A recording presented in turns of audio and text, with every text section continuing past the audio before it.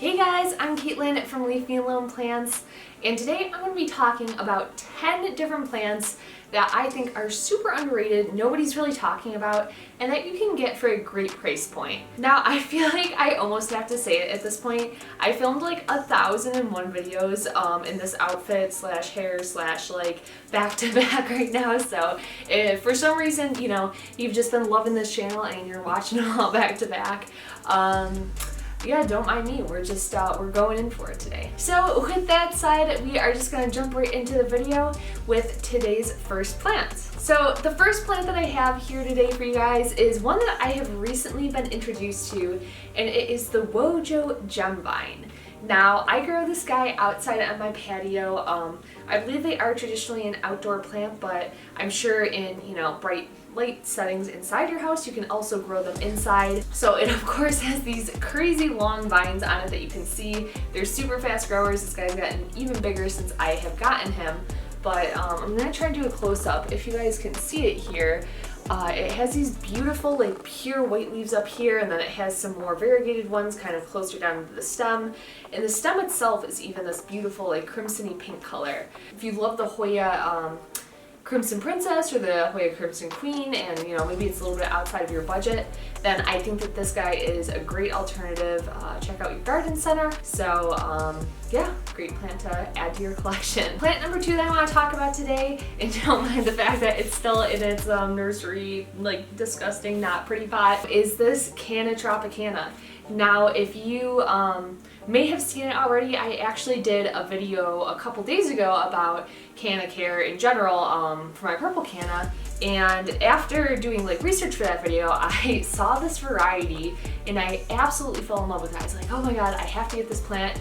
And just like fate would have it, a couple days later I was browsing through my plant section at Home Depot and stumbled upon this guy.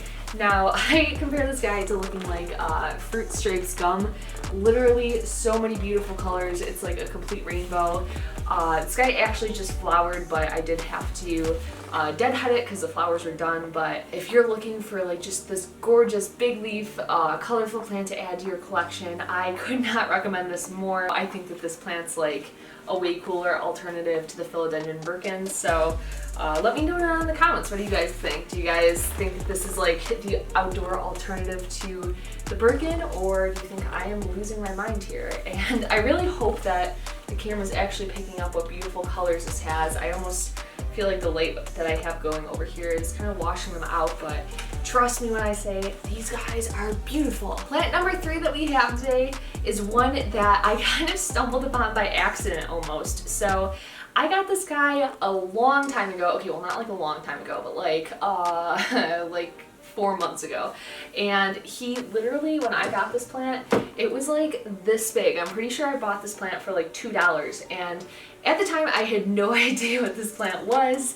I kind of just, you know, took care of it and it did really well, so I had no problems. And then one day on that same houseplant hobbies group that I was just talking about, somebody posted one and was like, oh, I love my Asparagus fern, and I finally found out what it was, and literally ever since then I have just been obsessed with this plant. It's literally just like the softest, fluffiest, most, I don't know, I can't even describe you guys. This is such a fun plant to take care of. When you get close to it, it almost looks like a little miniature forest in there.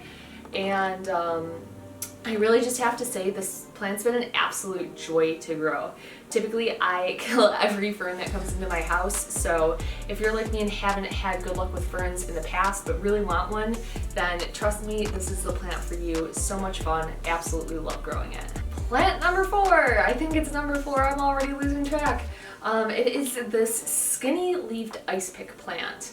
And this plant is another one that I recently picked up at one of my local nurseries here in Arizona. It's called Whitfield's. And for some reason, I walked past this plant. I've really been wanting a pickle plant. And I don't know why. I was like, yep, this is a pickle plant. And then I got it home and instantly I was like, yeah, that's not what this is at all. If you can, I'll try and bring it closer.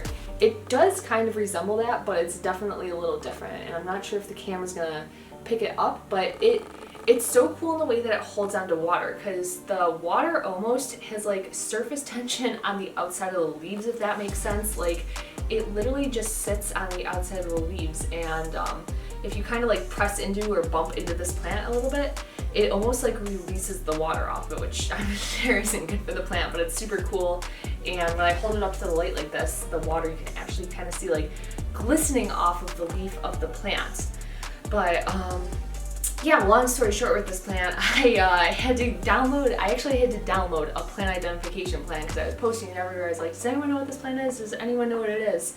Nobody knew, but yeah, I just think it's the coolest little guy. He's like so just like hangy and flowy, and really just a super fun plant ever since I've got him. So if you can track one of these guys down, highly recommend it. I only paid like $10 for this guy.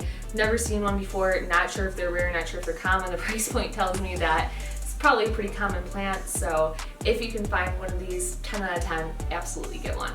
Plant number 5 is going to be this Caladium. Now, I almost didn't include this Caladium in the video because I do, to a degree, feel like these plants have become, you know, a little more common in the past couple months. I see them popping up all the time in my plant purge groups, and, you know, I know people talk about them, I know people like them, but, you know, I feel like for the price point of these plants and for just how gorgeous, like, seriously, guys, look at these leaves on here. For how gorgeous these leaves are, I feel like they don't get the attention that they deserve. Like, why does not everybody not own one of these plants? Because I actually have this variety, but kind of tucked down here. Let me grab this one real quick. I also have this variety as well, which I think is equally as cool as the other one. I think this one's called a confetti Caladium, if I'm not mistaken. I might be completely wrong on that one. But if you're looking for a plant that's going to add a pop of color that's not going to be too difficult, then I do highly recommend picking up one of these. My only word of caution is if you are looking to buy online, these guys can be a little rough to transport just because their leaves are so thin. Like this one in particular, the leaves are literally transparent on it. So word to the wise, if you are looking to buy these online, just do order it with caution. Oh my god, you guys, I'm literally out of breath. I'm only on plant number 6. Plant number 6 is going to be this paper, oh my god, what's it even called? This paper stem, no, wrong. This paper spine cactus. And I hope you guys will be able to see the spines on this one. But this one is another one in my collection that I acquired at some point and literally went months, if not years, without knowing what this was, and just happily was growing it, enjoying it, really, you know, just having a great time with this plant. And then, like I identify most of my plants, one day I was perusing a group in Facebook and somebody happened to post one with the name, and now I know what it's called, and I have become a strong advocate for this cactus. Of course, living here in Arizona, I have really good growing conditions for cactuses, so if you're living in a place like me and you have really sunny, warm conditions, then definitely recommend picking up one of these guys if you can find one. I think they're such a unique twist on a cactus. You can touch these little spines and they do feel just like paper. Do note there are still actual spines in there. I made the mistake one day. I was like, hey, we're friends, and tried to give it a little, you know, cactus hug, and it didn't end well for me, let's just say that. Plant number 7, I think. This is my Ming Aralia. Now, I literally just finished doing a care video for this one, so who knows if the Ming Aralia video will come out first or if it will be this video. But I don't know why nobody talks about these guys. I feel like everyone and their mother has a ginseng a ginseng ficus, like those little ones that look like a thick little lady. Please tell me that you know what I'm talking about. I'm not crazy. I'll put a picture here. Everybody's talking about those, and like, yeah, they're cool, and I literally have one like right over there off camera, but like, come on and tell me that this guy is not way cooler than that. Like, it literally looks like a miniature forest growing inside your house. And these guys are super easy to care for. Like, when I first saw this plant in the store, I was a little intimidated. I was like, oh, this guy looks like he's gonna be hard. I thought bonsais were hard to take care of, but nope. As long as you guys I can't talk anymore. As long as you give this guy, you know, a fair amount of light and keep him moist, he's gonna be happy. He's gonna love it, and hey, what's not to love? Plants number 8. This is a Silver Falls vine and very similar to the Woho.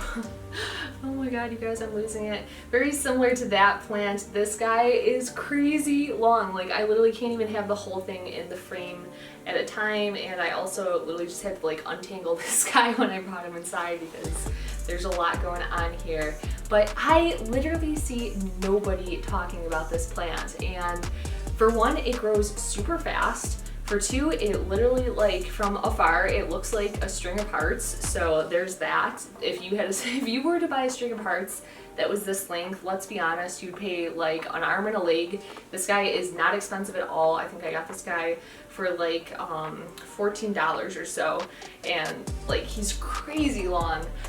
And on top of it, it's like this beautiful velvety texture. Like, if you guys are familiar with what a dusty miller looks like this lily just looks like an entire vine of little dusty millers, and the leaves are almost like just these little beautiful satin hearts. As you can tell, I am very, very connected to this plant. I love it dearly, and again, these are one that I do tend to stock in my store, so if you can't find one around you, let me know. They do ship super well, which surprised me the first time that I tested out shipping one of these to somebody. It shipped great, so don't worry about, you know, it being delicate. These guys are pretty hardy, and if you're in the market for one, you know, hit me up and I'll get one out to you. Just gonna pop them up there like that. Plant number 9 is my little sensitive plant, which is looking pretty sad right now. It's late at night, and these sensitive plants actually kind of like I'm trying to think of what other plants, like a calathea, like a prayer plant does, but also like the oxalis, like they kind of like close up at night, so it's a little unfortunate I can't actually show it to you guys, but I'll do a full video on this one soon because it's super cool. The reason why I included this plant and love it so much is that when you touch the leaves on this guy, they actually all close up like right on the spot. It's the coolest thing ever. I remember when I was like 5 years old, probably older than that, I was like in school, and we went to the botanical gardens for a field trip, and they had one of these plants there, and literally I have wanted one of these plants ever since that day. I thought it was the coolest thing ever, and I was, you know, perusing around my local nursery like I typically do, and stumbled across this plant and literally bought it on the spot. So if, you know, you have kids, or you're like a kid at heart like me and just want something that is going to be like interactive and fun and that is going to move around, I think that this is a really fun alternative to like a Venus flytrap or something like that. And unlike a Venus flytrap, these guys are super easy to care for, grow like weeds, and overall just like 10 out of 10, couldn't recommend more. And plant number 10 is here in quite a big way. This is my ornamental banana tree. This is another recent acquirance of mine, and literally when I saw this plant, it was by itself. I went into Home Depot. I literally was going to buy tape, and I was like, nope, not buying any plants today. We're not doing that. Not even going to look into the plant section. And as I was walking in like a beam of light all by itself was this gorgeous plant. And it literally, like, guys, no joke, it literally took my breath away. I was like, I need to have this plant. It's the most beautiful plant in the whole world. So scoop this guy up. I got this guy for $28. Like, what? So I know a ton of people are always talking about like the variegated banana tree. They're so beautiful. They're so great. And yeah, like I don't disagree. They are great. But this guy is literally 1/10 of the price, and like, tell me that this plant isn't so cool. This whole little like segment about this plant probably like isn't even, I'm probably not even in focus. The plant probably is, but that's okay because it is the star of the show here. But yeah, if you guys can find one of these, if you have a moment like I did where this plant is just glistening in the moonlight, then like 100% please go out and buy this plant. 10 out of 10, couldn't recommend it more. Set this guy down here. Okay guys, well that is my list of 10 plants that I think are completely underrated, that I absolutely think that you should add to your wish list as soon as possible. But if you have plants that I did not mention in this list that you would like to see or you think should have been included, then of course drop them in the comments down below. Maybe there will be a part 2 and maybe we'll do like a little shade video next time of plants that I think are just like way overrated that everybody talks about.